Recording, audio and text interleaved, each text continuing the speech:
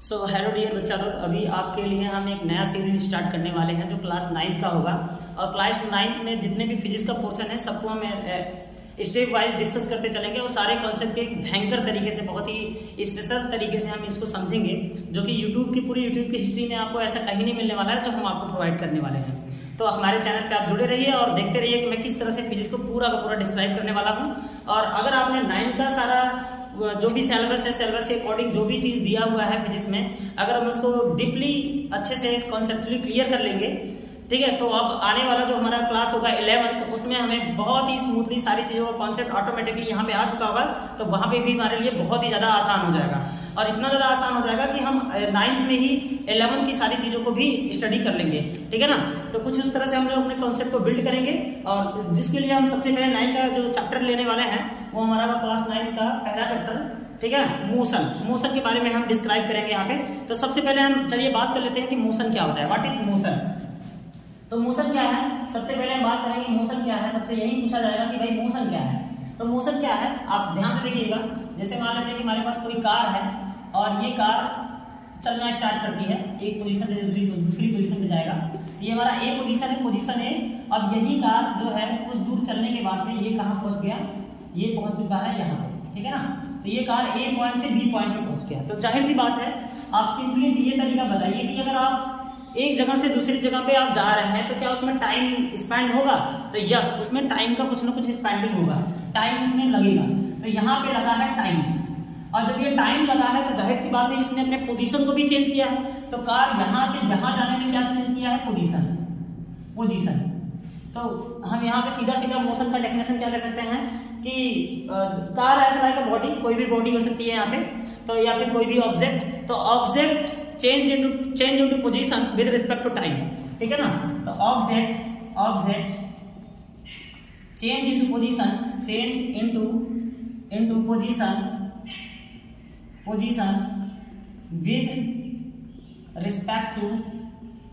Respect to time, ठीक है ना। कोई भी अगर हमारा ऑब्जेक्ट समय के साथ अपने पोजीशन को चेंज कर लेता है, समय के साथ अपने स्थिति को चेंज कर लेता है, तो वो हमारा क्या होता है, मोशन होता है। तो object change into position with respect to time is called motion. Okay, तो अब हम यहाँ मोशन को डिस्क्राइब कर लिए कि मोशन क्या है। अब हम यहाँ पे मोशन को डिस्क्राइब करने के बाद में हम चलेंगे अब जो इस चैप्टर का सबसे सुनहरा टॉपिक है और बहुत ही अच्छा माना जाता है कि अगर इसको पढ़ने के बाद में मोशन की सारी चीजें ऑटोमेटिकली समझ में आने लगेगी। तो उसके लिए हमारा है जो सबसे पहला हेडिंग है, what is displacement and distance. तो सबसे पहले हम क्लियर कर लेते हैं हमारा डिस्टेंस और डिस्प्लेसमेंट क्या है, ठीक है। जैसे ही हमारा डिस्टेंस और डिस्प्लेसमेंट क्लियर होगा तो इसके चैप्टर की गहराई में हम पहुंचेंगे और तब मजा आने वाला है इस चैप्टर में, ठीक है। तो सबसे पहले हम डिस्क्राइब करने वाले हैं आपके लिए डिस्टेंस एंड डिस्प्लेसमेंट, ठीक है। तो सबसे पहले हम बात करेंगे, आई होप आप इसने नोट कर लिए होंगे इसे। अब हम चलेंगे डिस्टेंस एंड डिस्प्लेसमेंट पे, जो कि हमारा सबसे अच्छा टॉपिक है इस चैप्टर का। तो डिस्टेंस के बारे में बात करेंगे हम। डिस्टेंस नहीं, पहले डिस्प्लेसमेंट को देख लेते हैं।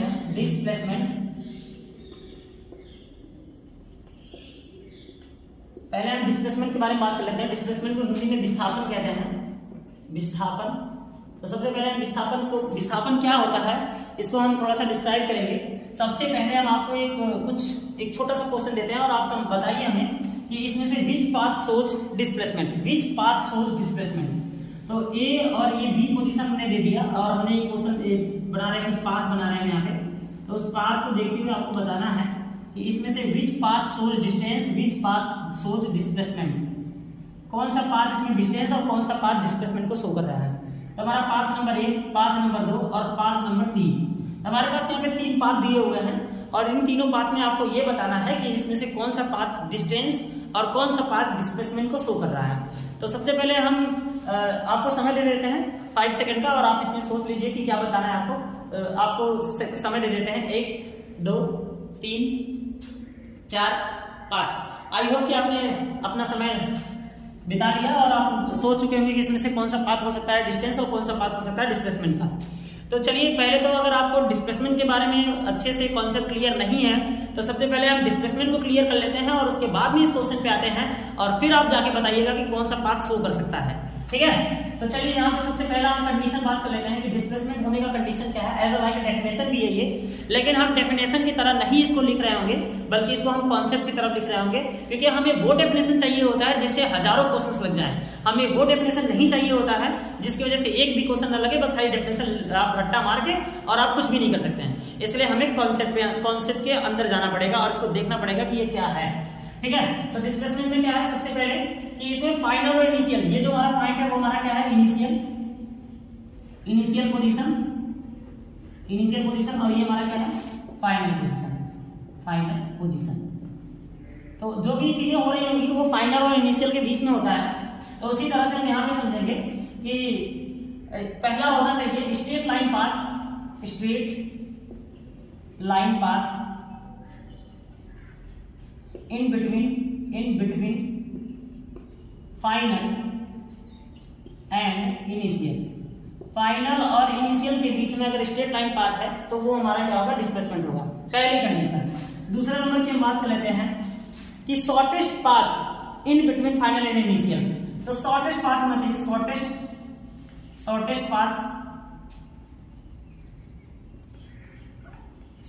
Path in between final and initial. तो छोटा रास्ता होना चाहिए फाइनल और इनिशियल के बीच में, दूसरा पॉइंट ये है। और तीसरा बात ये है, सबसे इंपॉर्टेंट तीसरी बात होगी कि अगर ऐसा पाथ नहीं है तो पाथ विल बी ड्रॉप। ठीक है ना, एबव पाथ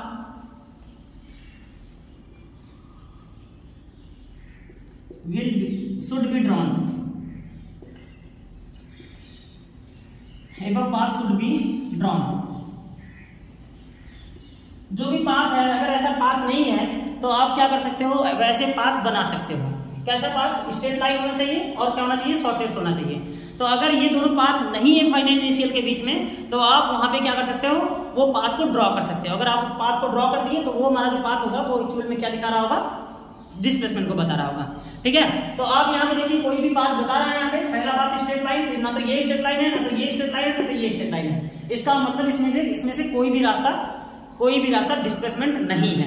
चलिए शॉर्टेस्ट पाथ देख लेते हैं। अगर हम मान लें कि ये तीसरा वाला रास्ता छोटा रास्ता हो सकता है, बट ये स्ट्रेट नहीं है, इसलिए इसमें पूरे कंडीशन फुलफिल नहीं हो रहे हैं, इसलिए इसमें से कोई भी पाथ ऐसा नहीं है जो डिस्प्लेसमेंट को शो कर रहा हो। ठीक है, लेकिन हमने यहाँ पे तीसरा पॉइंट लिखा है जो कि बहुत ही ज्यादा नेक्स्ट लेवल का इंपॉर्टेंट है कि अगर पाथ न दिया हो तो हम पाथ क्या कर सकते हैं, ड्रॉ कर सकते हैं। मैंने लिखा है above path should be drawn. आप एबव पाथ को जरूरी है कि ड्रॉ कर दो डिस्प्लेसमेंट के लिए। तो चलिए जरूरी कर देते हैं, हम ड्रॉ कर देते हैं। तो ये वाला पाथ कैसा है, तो ये वाला पाथ कैसा हो गया, ये पाथ नंबर चौथा हो गया। पाथ नंबर चौथा में जो ड्रॉ किया है ये स्ट्रेट लाइन भी है, शॉर्टेस्ट भी है, और कहाँ है, फाइनल और इनिशियल के बीच में है। तो वो हमारा क्या होगा, ये path number 4 is shown displacement. तो पाथ नंबर जो 4 है वो किसको शो कर रहा है, वो डिस्प्लेसमेंट को शो कर रहा है। अभी जो मैंने पार्ट ड्रॉ किया है तब। आई होप कि आपको ये समझ में आ गया कि डिस्प्लेसमेंट क्या है। डिस्प्लेसमेंट क्या होना चाहिए, शॉर्टेस्ट पाथ होना चाहिए, स्ट्रेट लाइन पाथ होना चाहिए, और जो भी पाथ हो वो फाइनल और इनिशियल के बीच में होना चाहिए। हालांकि इसका डेफिनेशन हम लोग ऐसे रखते थे बचपन में कि प्रारंभिक और अंतिम बिंदु के बीच की दूरी को क्या कहते हैं, विस्थापन कहते हैं। अगर बीच में गड्ढा आ गया तो क्या करोगे, इसलिए वो डेफिनेशन फेल हो जाता है। तो हमें डेफिनेशन ऐसा चाहिए जिससे हजारों क्वेश्चंस लग जाए और हमारा कॉन्सेप्ट बिल्ड हो जाए। तो हमने यहाँ पे क्लियर कर लिया कि डिस्प्लेसमेंट क्या होता है, shortest and straight line path in between final and initial. अगर पाथ नहीं है तो आप पाथ ड्रॉ कर दो। ठीक है ना, तो यहाँ पे क्लियर हुआ कि डिस्प्लेसमेंट क्या होता है। ठीक है, अभी डिस्प्लेसमेंट के बारे में और भी थोड़ा सा प्रिटी क्लियर कर लेते हैं। इसके लिए हमें थोड़े से क्वेश्चंस की तरफ चलना पड़ेगा। तो आई होप कि आपको डिस्प्लेसमेंट समझा, अब हम क्वेश्चन की तरफ चलेंगे। ठीक है, तो इसे नोट डाउन कर लीजिए जल्दी से या स्नैपशॉट ले लीजिए। चलिए हो गया, अब हम बात करते हैं। अब यहाँ बात करेंगे इसकी कुछ क्वेश्चंस की बात कर लेते हैं, जैसे कि हम यहाँ पे थोड़ा फील कर देते हैं क्वेश्चन में। जैसे पहला क्वेश्चन ये है कि यहाँ पे देख लेते हैं, एक सर्किल है हमारे पास, सर्कुलर पाथ है। कैसा पाथ है हमारे पास, सर्कुलर पाथ। सर्कुलर पाथ, अब सर्कुलर पाथ से कोई ए पे है और ए पॉइंट से कहाँ आ गया, बी पॉइंट पे आ गया। सर्कुलर पाथ में ठीक है ना, कोई लड़का ए पे खड़ा है और वो ए से कहाँ चल के आ गया, ए से चल के वो बी पे आ गया, यहाँ बी पे आ गया, ए से चल के वो बी पे आ गया, ठीक है ना। तो आप मैंने कह दिया फाइंड आउट डिस्प्लेसमेंट को यस से दिखाते हैं और डिस्प्लेसमेंट को यस से भी दिखा सकते हैं, ठीक है। फाइंड आउट डिस्प्लेसमेंट, ठीक है ना, in between A to B, A और बी के बीच में डिस्प्लेसमेंट बताइए, ए और बी के बीच में डिस्प्लेसमेंट बताइए, ठीक है ना। गिवन फिगर में, गिवन फिगर को देखते हुए जो हमारा पाथ सर्कुलर पाथ है, सर्कुलर रास्ते में ए से चल के वो बी पे आएगा और आपको बताना है कि इसमें कौन सा मतलब डिस्प्लेसमेंट का आंसर क्या होगा हमारा। तो अगर हम इधर से चल के आते हैं, यहाँ पे गौर करिएगा, तो ये स्ट्रेट लाइन नहीं है क्योंकि वो पहला वाला फुलफिल नहीं हो रहा है, क्योंकि स्ट्रेट लाइन पाथ होना चाहिए डिस्प्लेसमेंट के लिए, लेकिन यहाँ स्ट्रेट लाइन पाथ नहीं है। दूसरा वाला हम बात कर लेते हैं कि छोटा होना चाहिए, तो अगर ये छोटा भी होता है लेकिन ये स्ट्रेट लाइन नहीं है तो ये एक्चुअल में डिस्प्लेसमेंट नहीं होगा, हम चाहे इधर से चले जाएं चाहे इधर चले जाएं। तो हमारे लिए तीसरा कंडीशन फुलफिल हो रहा है कि अगर पाथ नहीं है तो फाइनल और इनिशियल के बीच में हमें ड्रॉ कर देना चाहिए। तो हमने यहाँ भी वो पॉइंट क्या कर देंगे, ड्रॉ कर देंगे। जब हमने वो पॉइंट ड्रॉ किया तो ये देखो स्ट्रेट लाइन भी है, ये स्ट्रेट लाइन भी है और ये छोटा भी है और ये फाइनल और इनिशियल के बीच में भी है। तो ये हमारा हो गया, ये जो दिखाई दे रहा है ये सेंटर से गया है इसलिए ये हमारा डायमीटर हो गया, डायमीटर हो गया। तो डायमीटर जो होता है, डायमीटर जो होता है वो क्या होता है, 2r होता है। क्या होता है, 2r। या तो हम ये कहें कि सेंटर से ये वाली दूरी r होती है और सेंटर से ये वाली दूरी भी क्या होती है, r होती है। तो डिस्प्लेसमेंट क्या होगा, डिस्प्लेसमेंट क्या होगा, डिस्प्लेसमेंट क्या होगा, तो हम कहेंगे डिस्प्लेसमेंट भाई यहाँ से यहाँ आया होगा तो r आया होगा, फिर यहाँ से फिर स्ट्रेट आया तो कितना आया, r आया होगा। इसका मतलब टोटल कितना आया, 2r हो गया। तो यहाँ पे जो आंसर आएगा वो क्या होगा, 2r होगा। तो यहाँ से हमें क्लियर हुआ कि डिस्प्लेसमेंट क्या है, ठीक है। उसी तरह से हम एक क्वेश्चन और देख सकते हैं, क्वेश्चन नंबर फर्स्ट। अगर हम सर्कुलर पाथ ही ले लें, सर्कुलर पाथ ही हमारे पास, क्वेश्चन नंबर 2, ठीक है। अब यहाँ पे हम कहें कि हमारे ए पॉइंट से चल के कोई लड़का ए पॉइंट से चल के इस बी पॉइंट पे आ गया, बी पॉइंट पे, ठीक है ना, बी पॉइंट मतलब 1/4 डिस्टेंस चला। तो अब boy travelling a circular path, a boy travelling a circular path, circular 1/4 circular path, ठीक है ना। हम क्या बात करें, कोई लड़का किसी वृत्त के चौथाई हिस्से पे चला है, कोई लड़का किसी वृत्त के कौन हिस्से पे चला है, चौथाई हिस्से पे चला है, ठीक है ना। A boys travel in 1/4 of circular path, तो 1/4 ऑफ सर्कुलर पाथ चला है। और या तो आपको सीधा सीधा दिख रहा है कि 1/4 ही है, तो हम सीधा कहेंगे find out displacement in between A to B. हमने कहा find out in displacement in between A to B. तो यहाँ इस क्वेश्चन को कैसे लगाएंगे, जबकि अगर हम ए से बी जाएंगे तो ये हमारा स्ट्रेट लाइन नहीं है, ये कैसा लाइन है, ये हमारा कर्व लाइन है और कर्व लाइन हमारा डिस्प्लेसमेंट शो नहीं कर सकता, ठीक है। और बाकी और कोई पाथ यहाँ पे हमें पता नहीं चल रहा है, इसलिए हमें ऐसा पाथ लेना पड़ेगा जो स्ट्रेट लाइन हो और फाइनल इनिशियल के बीच में हो, ठीक है ना, ठीक है। ऐसा ड्रॉ कर लेंगे तो हमारा वो डिस्प्लेसमेंट होगा। तो चलिए वो हमारे पास एक ही कंडीशन बचता है कि ये वाला जो होगा, ये पाथ जो होगा वो हमारा क्या होगा, वो ही हमारा डिस्प्लेसमेंट को शो कर रहा होगा। तो मैंने बताया था कि अगर पाथ नहीं है तो आप पाथ ड्रॉ कर लो।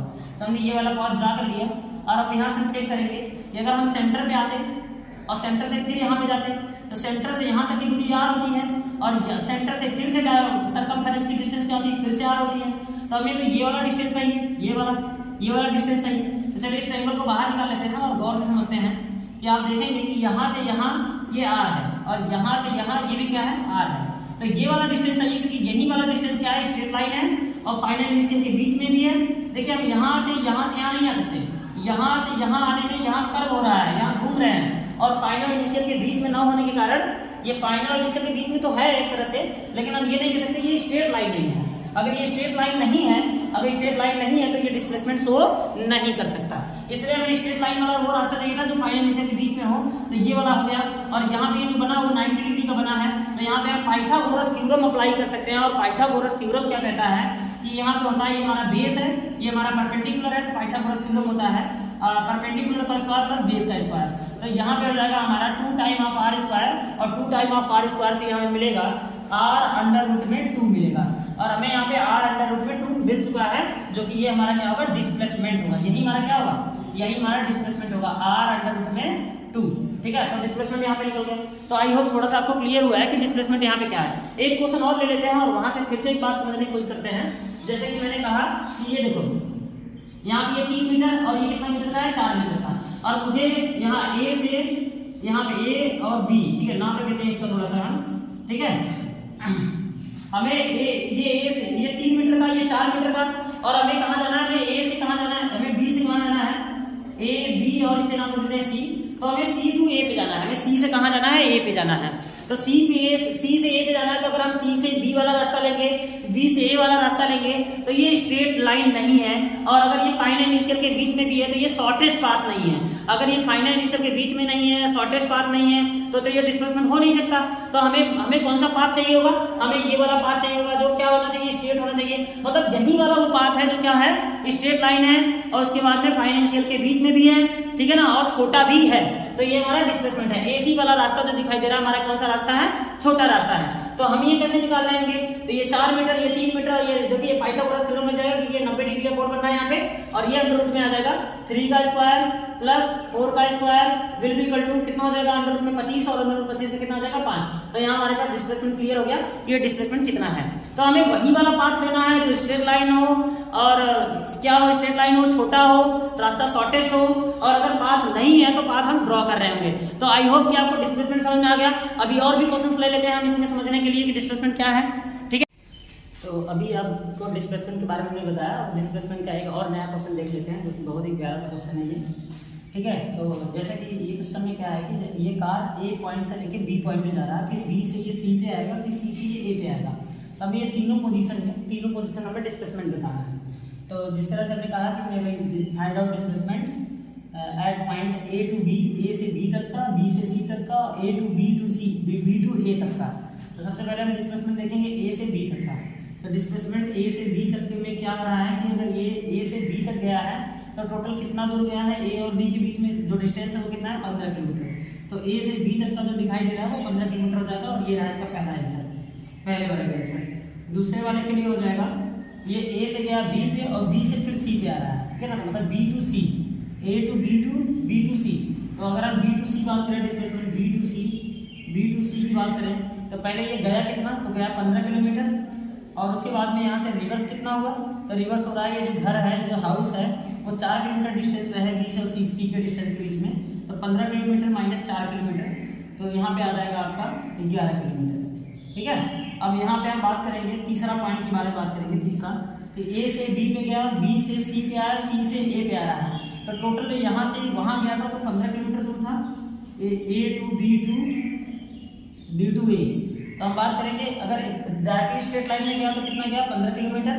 अब 15 किलोमीटर के बाद में बी से सी पे, सी से जब ए पे आ रहा है तो 11 4 15, ये भी माइनस 15 किलोमीटर। यहाँ पे सब्ट्रैक्ट हो गया, और ये वैल्यू कितना आ गया, ये 0 किलोमीटर। इसका मतलब डिस्प्लेसमेंट क्या हो गया, 0 हो गया। तो डिस्प्लेसमेंट यहाँ से एक बात क्लियर हो रहा है कि डिस्प्लेसमेंट जो होता है वो पॉजिटिव होता है। देखिए यहाँ पे आगे की तरफ गया तो पॉजिटिव हुआ है, फिर यहाँ पे क्या हुआ, सब्ट्रैक्ट हुआ है, मतलब निगेटिव भी हुआ है, और डिस्प्लेसमेंट देखो यहाँ लास्ट में क्या हो रहा है, तो यहाँ 0 भी हो रहा है, यहाँ क्या हो गया, 0 हो गया। हम यह कह सकते हैं कि डिस्प्लेसमेंट जो होता है वो पॉजिटिव, निगेटिव और 0 कुछ भी हो सकता है, मे बी पॉसिबल, ठीक है ना। अगर वो एक ही डायरेक्शन में जा रहा है तो वो पॉजिटिव होगा, अगर वो लौट रहा है तो निगेटिव होगा, और लौटते हुए अगर वो अपनी ही पोजीशन पे दोबारा वापस आ गया तो डिस्प्लेसमेंट उस समय हो जाएगा 0, ठीक है ना। एक क्वेश्चन और हम देख सकते हैं, जैसे कि अगर मान लेते हैं कि हम ए पॉइंट से चले, सर्कुलर पाथ में ए पॉइंट से चले, और ए पॉइंट से फिर से हम ए पॉइंट पे ही पहुंच गए, ए पॉइंट से चले और ए पॉइंट पे ही पहुंच गए, तो डिस्प्लेसमेंट उस कंडीशन में क्या होगा, तो हम कहेंगे पहले ए से मान लेते हैं कि बी पे आया, बी से फिर ये ए पे पहुंच गया, ठीक है ना। तो हम कहेंगे ए से बी तक आया होगा, तो ये हमने भाई डिस्प्लेसमेंट के लिए जो पाथ होना चाहिए वो स्ट्रेट लाइन पाथ होना चाहिए। तो हम कहेंगे ए से बी पे आया तो कहेंगे 2r, फिर बी से फिर ए पे पहुंच गया तो फिर कहेंगे -2r। पहले यहाँ से यहाँ तक आया तो कितना होगा, 2r प्लस का, ठीक है ना। फिर बी से इस डायरेक्शन में वहां मतलब फिर से वापस उसी जगह पे जा रहा है, ए से बी आया और फिर बी से फिर ए पे गया, तो टोटल डिस्टेंस कितना हो गया, 2r में से 2r कट गया, तो डिस्प्लेसमेंट क्या हो गया, 0 हो गया। मतलब कोई भी आदमी अगर सर्कुलर पाथ में चलता है और उसी जगह पे वापस पहुंच जाता है तो उसका डिस्प्लेसमेंट क्या हो जाता है, 0 हो जाता है। इस तरह से हम इस क्वेश्चन में भी समझ लिए कि अगर ए से बी तक का डिस्टेंस देखें तो यहाँ पे सिर्फ हमें वैल्यू बढ़ रही थी 11 किलोमीटर भी 4 किलोमीटर, टोटल 15 किलोमीटर, तो यहाँ पे वैल्यू क्या हो रही थी, बढ़ रही थी, डिस्प्लेसमेंट क्या होगा, पॉजिटिव। अब अगर हम बी से सी पे आए तो उसी 15 किलोमीटर में 4 किलोमीटर हम पीछे आ रहे हैं, तो ये क्या हो जाएगी, वैल्यू घट जाएगी, मतलब वैल्यू हो रही है निगेटिव। और उसके बाद में अगर ये वापस उसी जगह पे आ गया तो उस समय वैल्यू हो जाएगी 0। तो हम कह सकते हैं कि डिस्प्लेसमेंट जो होता है वो पॉजिटिव, निगेटिव एंड 0 में भी पॉसिबल, वो कुछ भी हो सकता है। तो आई होप कि आप इस क्वेश्चन माध्यम से आप समझ पाएंगे कि डिस्प्लेसमेंट पॉजिटिव, निगेटिव और 0 कुछ भी हो सकता है, ठीक है ना। तो राइट डाउन और नोट डाउन अच्छे से कर लीजिए, इसको स्नैपशॉट ले लीजिए इसका। तो अभी भी हमने डिस्प्लेसमेंट के बारे में डिस्कस कर लिया और डिस्प्लेसमेंट को अच्छे तरह से समझ लिया कि डिस्प्लेसमेंट क्या होता है। अब हम डिस्टेंस के बारे में समझेंगे कि डिस्टेंस क्या है। तो डिस्टेंस को चलिए डिस्क्राइब कर लेते हैं और एकदम प्योरली कंठस्थ कर लेते हैं कि डिस्प्लेसमेंट क्या है। तो जैसा कि हमने बताया कि जो डिस्प्लेसमेंट था वो सिर्फ फाइनल और इनिशियल के बीच में लाइक करता है, और स्ट्रेट लाइन और शॉर्टेस्ट पाथ होना इट्स भी नेसेसरी। तो इसी तरह से अब हम डिस्टेंस को देखेंगे, और डिस्टेंस में ये बातें लागू नहीं होती है कि वो पाथ फाइनल और इनिशियल के बीच में वो कहीं भी हो सकता है, वो चाहे जहां भी जा सकता है। इसमें डायरेक्शन का कोई इंडिकेशन नहीं होता है कि हम ए से स्टार्ट तो कर रहे हैं लेकिन हमें जाना कहाँ है वो डायरेक्शन हमें नहीं पता है, ठीक है। तो वो जो कंडीशन शो कर रहा होगा वो डिस्टेंस शो कर रहा होगा। लेकिन डिस्प्लेसमेंट जब भी शो करता है तो वो पाथ जो भी होना चाहिए वो तो फिक्स होता था, स्ट्रेट लाइन और शॉर्टेस्ट पाथ। लेकिन इसमें ये डायरेक्शन फिक्स होता था कि ए से चल के हमें बी पे ही जाना है। लेकिन यहाँ पे ए से तो चलेंगे लेकिन बी वाला रास्ता में डिसाइड नहीं हो सकता है। अगर हो भी गया तो भी सही है, अगर नहीं भी हो रहा है तो भी कोई फर्क नहीं पड़ता डिस्टेंस के केस में।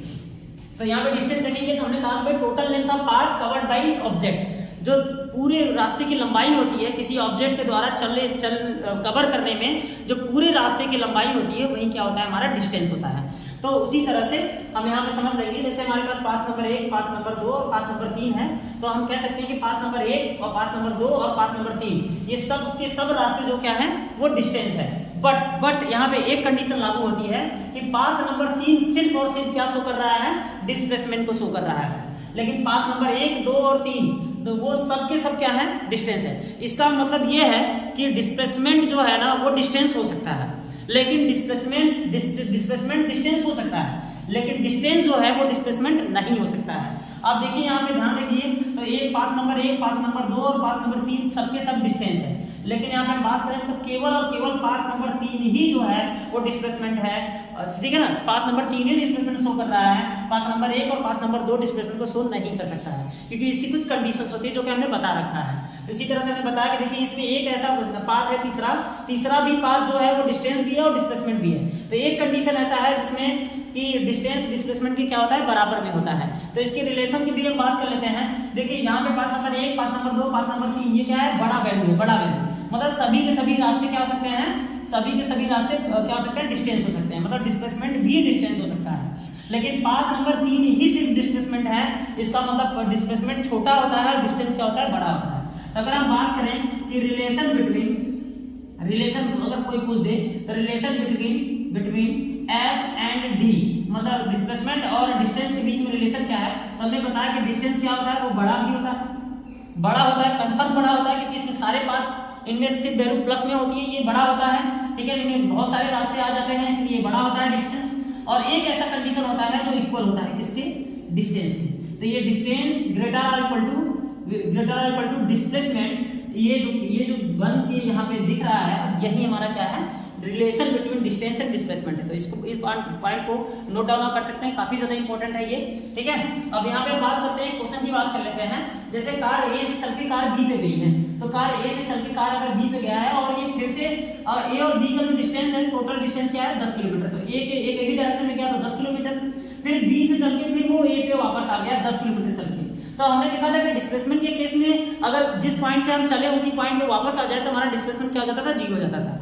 लेकिन डिस्टेंस के केस में हमने कहा डिस्टेंस बड़ी वैल्यू होती है, ये सिर्फ पॉजिटिव होता है। तो ये 10 किलोमीटर गया है और 10 किलोमीटर रिटर्न होगा, तो इसमें पूरी की पूरी वैल्यू क्या हो जाएगी, विल बी एडेड, ये पूरी की पूरी वैल्यू इसमें ऐड हो जाएगी। तो 10 किलोमीटर गया, 10 किलोमीटर आया, तो 10 + 10 = 20 किलोमीटर, जबकि डिस्प्लेसमेंट क्या हो जाता है, 0 हो जाता है, ठीक है ना। तो इस तरह से हम कह सकते हैं कि डिस्टेंस क्या होता है, ओनली फॉर पॉजिटिव वैल्यू होता है। इसमें ये कंडीशन नहीं लग सकता है कि ये निगेटिव होता है, 0 होता है, ठीक है ना। ये सिर्फ और सिर्फ क्या हो सकता है, डिस्टेंस पॉजिटिव हो सकता है, मतलब हम जिस डायरेक्शन में जा रहे हैं, जितना दूर जा रहे हैं, सबका सब ऐड होता जाएगा। अगर हम इस रिटर्न आ रहे हैं उसी पाथ पे, तब भी इसमें ऐड होता जाएगा। इसमें सब्ट्रैक्ट का कोई भी गुंजाइश और कोई भी कंडीशन नहीं लगने वाला है। तो ये रहा हमारा डिस्टेंस, जो कि हमने बताया कि total length of path covered by object, ठीक है ना। अब हम यहाँ पे बात करेंगे कि distance, what is difference between distance and displacement. तो आप राइट डाउन कर लीजिए इसको एक बार बढ़िया से अच्छे से। सो बच्चा लोग अभी देख लेते हैं हम लोग डिस्टेंस और डिस्प्लेसमेंट के बीच में डिफरेंस क्या है। तो जो टोटल लेंथ ऑफ पाथ होता है वो डिस्टेंस होता है, लेकिन जो shortest only for shortest and distant line वाला पाथ इन फाइनल इनिशियल के बीच में होता है वो हमारा डिस्प्लेसमेंट होता है। अब यहाँ पे बात करेंगे कि जो ऑलवेज पॉजिटिव होता है, डिस्टेंस जो होता है वो ऑलवेज पॉजिटिव होता है, जबकि डिस्प्लेसमेंट क्या होता है, पॉजिटिव, निगेटिव एंड जीरो में भी पॉसिबल, वो कुछ भी हो सकता है।